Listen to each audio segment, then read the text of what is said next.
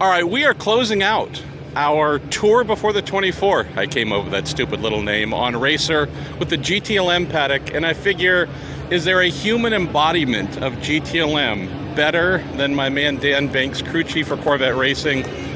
Brother, you're coming off a championship last year. You're coming off many championships. I'm not even going to list all those. Tell us about mindset coming into this year. I think you've got the oldest girl in the fleet among GTLM cars, but you think you can get another one? I think we can get another one. You know, our group of guys, the pit crews all staying the same, our engineers staying the same, so we're really excited. So we know what our car is. It's a tough old girl, and if it gets rough, we're good. If it, we can race good. So, if we can get out of here with a podium for the race, that would be awesome. I know you you bleed yellow. You love this class. I don't know if I've ever asked you what you love about this class from a competition standpoint, knowing that there's some really big names as well you're going up against. You love the fight too, right? Not just your team, but the ones you fight against. Well, the key is who do you beat, right? If you beat Chip Ganassi or you beat the BMW guys, Ray Hall guys, or the Ferrari, you're beating the best in the world. They've all got, large budgets, great race car drivers, great race teams, great strategy guys, great pit crew guys. When you beat these guys, you're beating the best. So that's what it means something, right? But they're all trying for us hard. That was 3 in a row. So the 4 car was 16 and the 3 car was 17 and 18. So that's a pretty good run. Last thing for you, Dan. So we don't know what the future is going to be for a successor for this amazing C7R. Would it be safe to say, though, if you love the sound of earth-rattling V8s, make sure you come out and hear the C7Rs this year? I probably won't go there, but I promise you won't be disappointed. Look at that. Diplomatic and good. We love ourselves some Dan Binks. Thanks, brother. We're going to keep walking. Race car drivers, some of them are very smart, some of them a little bit questionable. What's one way to guarantee you never forget which helmet is yours? We'll take a look at Oliver Gavin's here, a beautiful thing. How does Oliver Gavin make sure he never confuses his helmet for another driver's? You throw a big-ass Dayglow G on the side. Good work, Ollie Gavin. So naturally, right next to the Corvettes, we have the Ford GT team. Potentially, we could be losing the C7Rs after the season, as we have a BMW going by. We could be losing this model of Corvette for its successor, the C8R. We also have Ford at the end of its 4-year program. They've yet to announce if and what they will be doing at the end of 2019, but think about that. We could be lacking 2 very familiar cars. We're hoping replaced by something different. Not sure if Ford will indeed be back in GT racing. Fairly confident we could hear something about a prototype program. Even that is not guaranteed. I've heard a little bit of strong insight as to when we will learn more about what they're doing next. I'll save that for probably something that I write. But now here in white, bit of a retro color here that we could have proper retro liveries coming for the race. I might have even possibly seen a suggestion of what they would be, and if we do get that, that is going to be awesome. Behind us here, we have one of the most decrepit people. Very surprised he was released from prison in time, Matt Swan. I've actually known this sad sack of a human being since I was half my width. You were never a little boy. You may have been a younger man, but you were never a little boy. So all kidding aside, Matt Swan, one of my oldest and dearest friends, growing up in Northern California, working at Sears Point, known as Sonoma Raceway these days. To think that we came out of Bob Lesnet's Pfeiffer Ridge Racing to where we are today, proof positive that even the idiots can find work in motor racing. I know, it is amazing that we've been able to fake our way through this for 30 plus years, as both being graduates of Bob Lesnet's Home for Wayward Boys. The most interesting thing is I'm still getting paid the same per diem as I was in 1986. So. Fruit roll-ups, that's really good in a juice box. Swanee, how long have you been with Ganassi? I mean, you are they have a lot of long-tenured folks, but you've been here a good long time. This is starting year 20, so I've really been hiding for a long time. prison sentences are usually shorter than that duration. Yes, most of the time. Depends on the crime. Well, we don't want to get him fired, so let's keep moving. He will say things involving animals and acts that should not be spoken of. But actually, let me ask you, these cars have been full of color. Have your eyes adjusted to the fact that we have all white Fords, at least for now? At least for now, yeah. I actually like it. I think it's something different. I like change. It's like at Ganassi for years, everything was red. So I have an aversion to the color red now after all those years. So anytime they change the color scheme, I like it. It's something fresh and new. Matt likes white. We'll just leave that right there. Let's continue our little stroll, a brief stroll, through the GTLM portion of the paddock. 9 cars in GT Le Mans.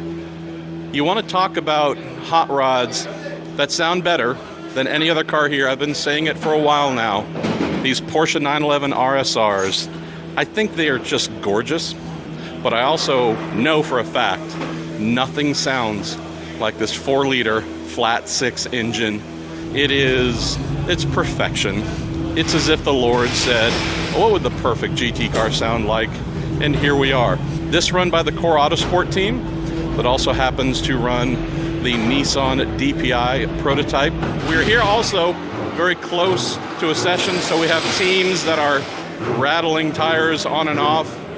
In this case, we actually have rain tires on the car. Those are getting bolted on properly.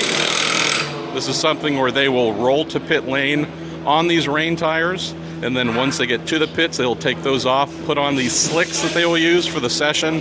A little bit of a safety thing that teams do. If you look out and you see we have lots of good folks here, you never know what they're dropping. You never know what's on the ground. So just in that brief trip from the paddock here, from the garages out to pit lane, most teams put on tires that aren't the ones you're going to be racing on.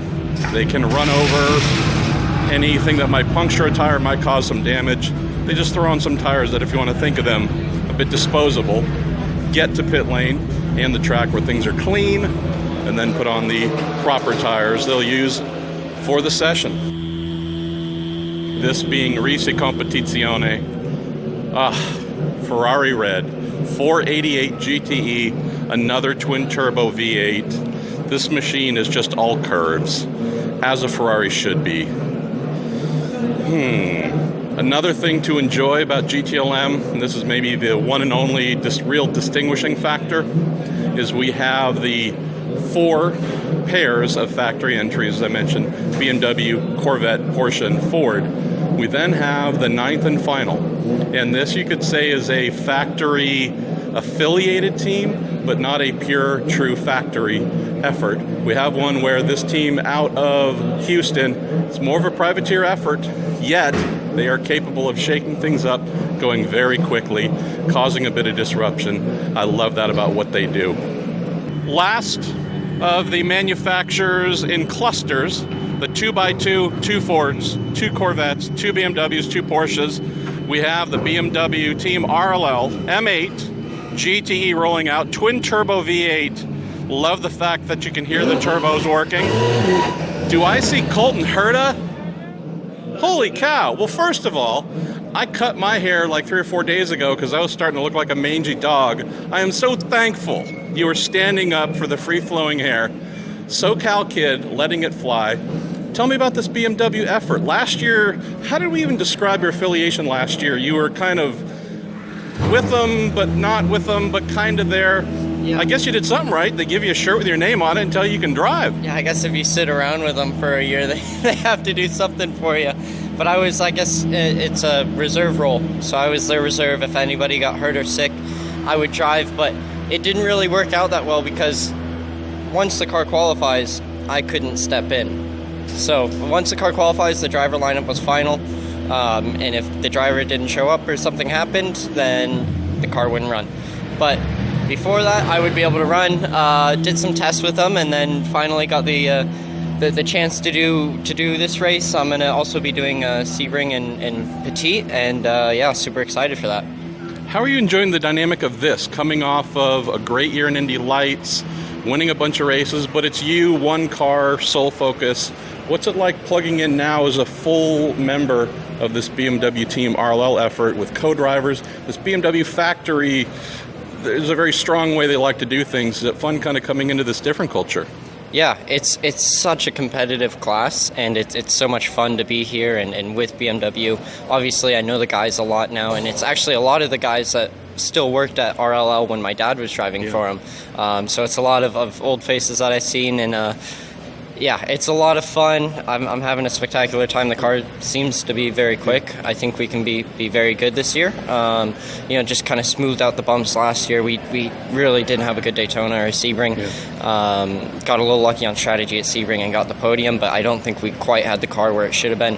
Now we have the car where we want it. I think it's going to be really quick. Last thing for you, so as a young IndyCar driver who made his debut at Sonoma middle of September, I'm glad you're here getting some reps in a GT car. I'm guessing you're also just dying inside, wanting to get back inside of your Steinbrenner Harding Honda. Yes, this is kind of this is holding me over. Okay. I've been deprived of testing for quite a while now, and I think the plan is to test mid-February. At the COTA Open test. That'll be our first test of the new year. And then a pretty extensive testing plan. Obviously, we're a rookie team, and we have rookies, so we get, I think it's like 4 extra days. And we're going to use all that up as much as we can. But yeah, this is fun, but I'm really excited to go IndyCar racing. See, we get the old salty dogs like Dixon here from IndyCar. That's great. We also get the next generation. Yet another reason. If you can't be here for the Rolex 24 race itself, be sure to tune in on NBC Sports. Get all the best here. Thanks again for following along on our little paddock tours, and we'll be back to you in a couple weeks.